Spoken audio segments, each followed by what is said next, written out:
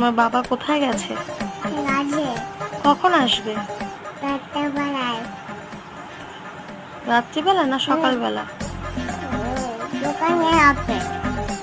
ও, এসে কি করবে বাবা?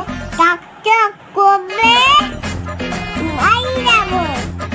তারপরে টক টক। এসে ঠক ঠক করবে? টক টক টক করবে। আর কি করবে? লুকিয়ে যাবো। আই যাবো। লুকিয়ে যাবে আর হারিয়ে যাবে? ও, আর তোকে বাবা কি বলে ডাকে?